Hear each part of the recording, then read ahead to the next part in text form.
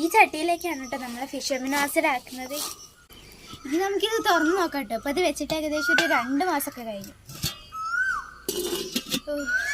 ഇതിന് അരിഷ്ടത്തിൻ്റെ മാതിരി ഭയങ്കര ഒരു രൂക്ഷഗന്ധാണ് കേട്ടോ. ഇതാ ഇതിലെപ്പോഴും ബ്ലാക്ക് സോൾജർ ഫ്ലൈ കയറിയിട്ടുണ്ട് കേട്ടോ. അല്ല, നിറയെ ലാർവകളാണ്. ഇനി നമുക്കിതൊന്ന് അരിച്ചെടുക്കാം കേട്ടോ.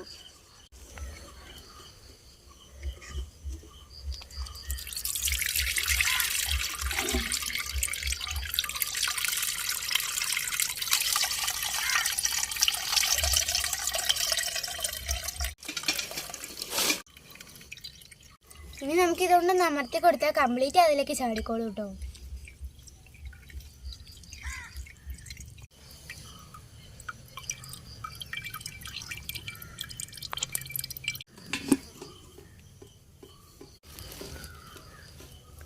ഇതാ ഇങ്ങനത്തെ ഒരു ഡാർക്ക് പോലത്തെ കളറായി കിട്ടും നമ്മുടെ ലൈനിക്ക് ഉണ്ടാവുക. ഇതിലുള്ളത് കുറച്ച് കഴിഞ്ഞിട്ട് ഊറി വരുമ്പോൾ ഇതിലേക്ക് പാരട്ടോ.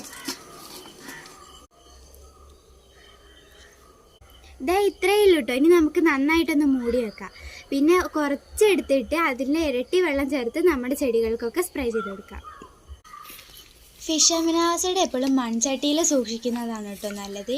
ഈ ചൂട് കാലാവസ്ഥയിൽ മറ്റ് പ്ലാസ്റ്റിക് പാത്രങ്ങളിലൊക്കെ ആക്കിയാൽ ഇതിലെ സൂക്ഷ്മജീവികൾ നശിച്ചു പോകാനുള്ള സാധ്യതയുണ്ട്. അപ്പോൾ പിന്നെ ഞാൻ പോട്ടെ, പരീക്ഷയാണേ, ഒരുപാട് പഠിക്കാനുണ്ട്.